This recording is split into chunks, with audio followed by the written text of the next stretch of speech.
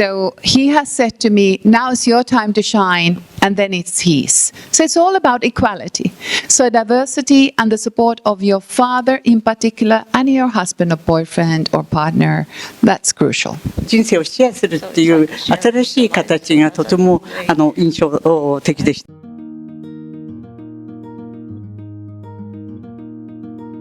皆さんこんばんは。坂東眞理子で、今日は私のとても尊敬する愛すべきアンナ・マリアさんがヘルシンキから参加していただいたので、とても嬉しく思っています。 Thank you so much, first of all, Councillor Pando, for giving me this. 先週ジェンダーギャップ指数2025年が発表になりました。日本は148カ国中の118位という名誉ある地位を占めていますが、アイスランドが1位、2位がフィンランド、3位がノルウェー、この2位というのはずっと続いてます。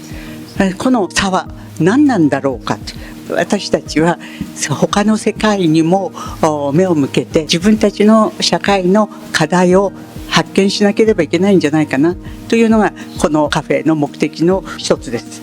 マリアさんがいろんな経験をしてらして、日本の社会、日本のカルチャー、日本の女性に接していろんなことをお考えになって、それがこの本、フィンランド流ポジティブ変換のすすめ、女性のエンパワーメントのためにという本を今年出版されたばかりです。この本にも書いてあるんですけれども、幼い頃から彼女のようにエネルギッシュなクリエイティブな人生を生きるフィンランドの女性がとても多いんですけれども、その秘密をみんなでシェアしたいなと来ていただいた目的の一つです。I was 12 years old when I decided that I wanted to become a lawyer, to do something good for all the people in the world. And well, I was in Finland after the A-levels, so you usually go and start working during the summer. So I was working in a bank and didn't have that much time to read for the exams. So I was a couple of points behind, so I didn't become a lawyer.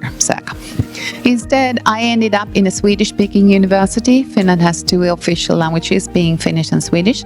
Swedish-speaking university, and studying economics. So I got my master's degree from there, and then ended up in a family company in the darkest hour of the Finnish economy back in 1991. And after that, I was working in the family company together with my husband at the time. So we were really working and living 24/7. And when I got pregnant with our son, we decided, well, it's good for me to search for another job. And I ended up at L'Oréal, the world market leader in cosmetics.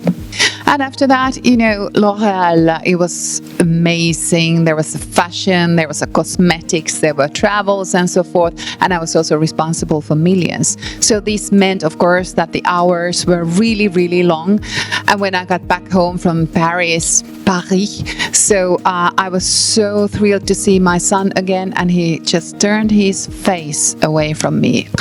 That was really hurtful. Around this New York City Marathon, came back to L'Oréal, and boom, I gave my resignation. This is it. And I didn't even think about what I was doing.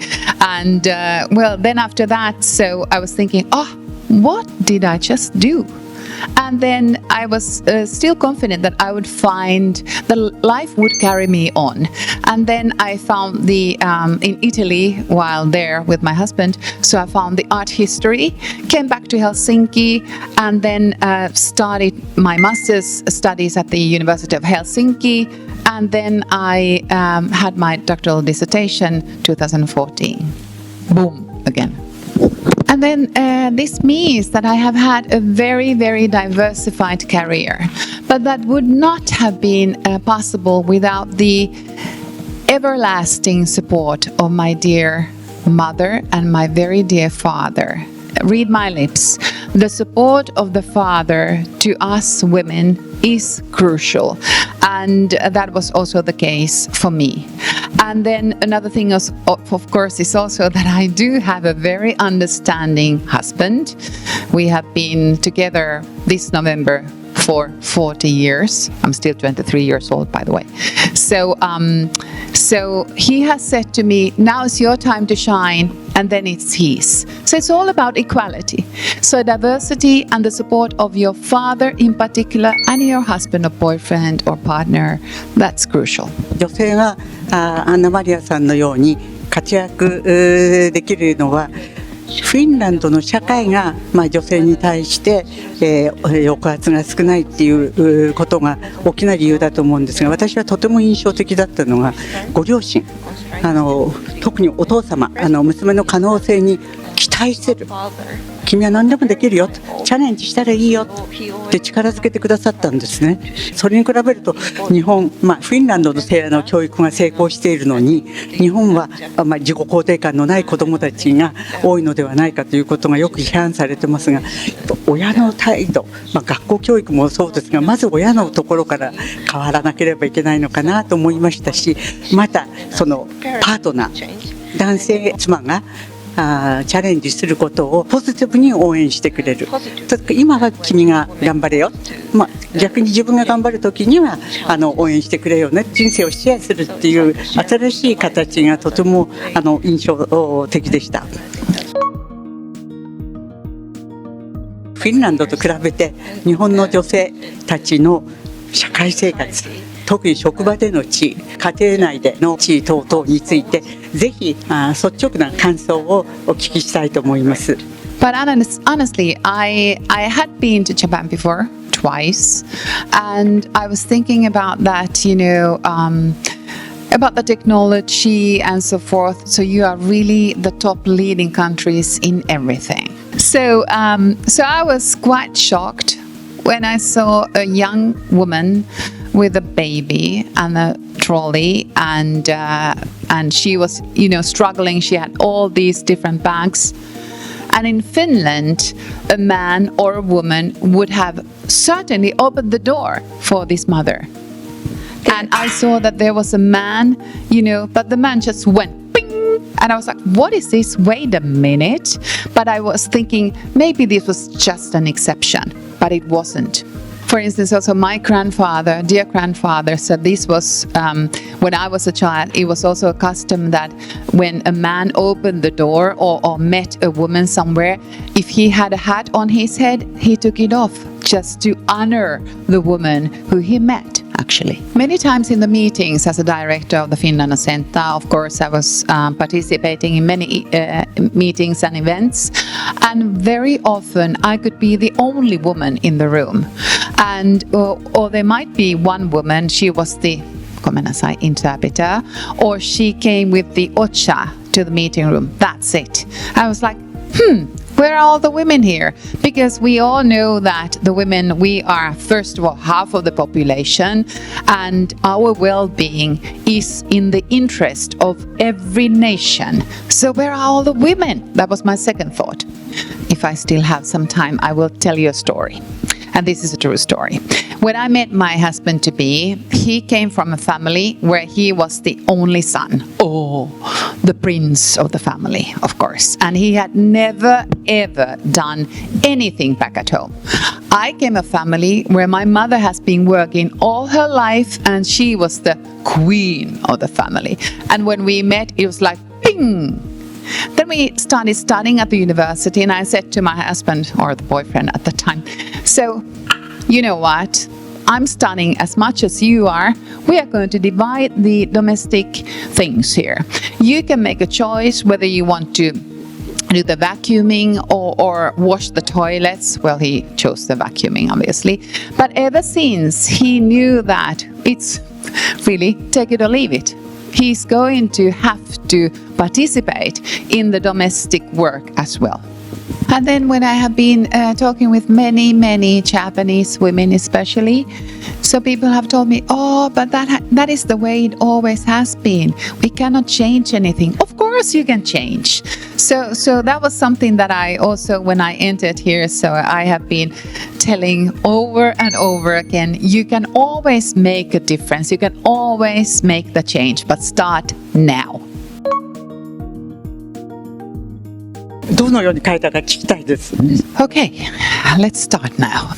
The thing is that you need to change in everything in the society. You need to change the mind setting. You need to start by the father. When the child is born, the father, of course, mother support, don't get me wrong, mother support is very essential. But according to an academic survey, actually, when the father gives the support to the daughter, let's say that there's also a son in the family. Now the son sees already that the girl and the boy are equally matter to the parents, to the mother, of course, but also to the father. So this is where it starts. And then, of course, to give this to the every level in society. And also, if nothing else helps, then you can make because figures do help. I'm also an economist. So the thing is here that if you calculate all the women that are not working, if they want to, so that kind of input to the economy of Japan, Japan would be number one in the world. Really, a kind of economic power, yes, absolutely. Because you have this kind of resource sitting at home or not in the places in the society and in the workforce where you should be. Think about that. I know that there are two powerful parties in Japan, and I do not like to talk about politics, but I would like to just give you a kind of hint here. Why don't you just found a party for women? Because I was visiting the expo in Osaka on very late Sunday night with millions of other people. It was quite crowded actually, but there was also a women's pavilion. Hello, women's pavilion. This is something you need to, and don't just give up, that okay, it has always been like that. Do something, because at least you have been trying and you will make the change, but you need to start now. Yes, and that is also the thing. You can be like, in the society, you can be a kind of, if you have a shoe, you have the shoes and there's a kind of stone in your shoe. Be now the stone in the shoe of the society and you will succeed. Absolutely. 私たちは靴の中で違和感を与える存在になっているだろうかと大いに反省しました。日本では少なくとも私は電車の中や地下鉄の中で学割で乗っている体格のいい高校生や大学生の男の子から席を譲られたことがありません。女性は女性に席を譲ってくれるんです。例えば妊娠している女性に席を譲るのは大抵女性ですね。こんなもんだ、これが当たり前なんだ、譲るのはなんか特別なことなんだっていうふうに思い込んでるんじゃないかなと思います。そういったアンコンシャスバイアス、思い込みっていうのがいろいろなところにあって、日本では女性がもっと活躍しなければいけないということで、いろんな企業が女性の役員を増やそうとか管理職を増やそうと、あるいは男性に育児休業を取らせようとかっていう法律に基づいた活動をしていますが、中には日本の男性が日本のが成長しなくなったのは女性を大事にするようになったから、女性が社会に進出するから男性たちが一生懸命働かなくなったのではないかというような偏見、誤解を持っている人もまだいるんじゃないかなと思います。 Okay, well, then we just need to prove these people wrong. That's the thing. But really, so what I was trying to say was that the figures to show that is something. But when you, Banu-san, when you mentioned that there is a kind of, from the government side, that let the Japanese women shine, you need to have la passion, the passion to do this. Because other than that, it's just words, words coming in and going and nothing is really happening. And that is one thing that I would like to urge everyone to do something. To really kind of be visible. Start today. You don't have to have a long action plan, 1 or 2 or 3 things, but you start and you go along persistently on every level, so that this is really the way, and you will make it. But another thing is that when you mentioned that there is a kind of unconscious bias, perhaps, so you need to believe in this yourselves. Because if you don't do that, you don't believe in yourself and you're doing something, it shines. You know, I'm passionate about women's empowerment. I have in my book, I have written to you totally honestly the things that I have been experiencing. They haven't been that nice, but I have decided that this is the way it should be. So sorry.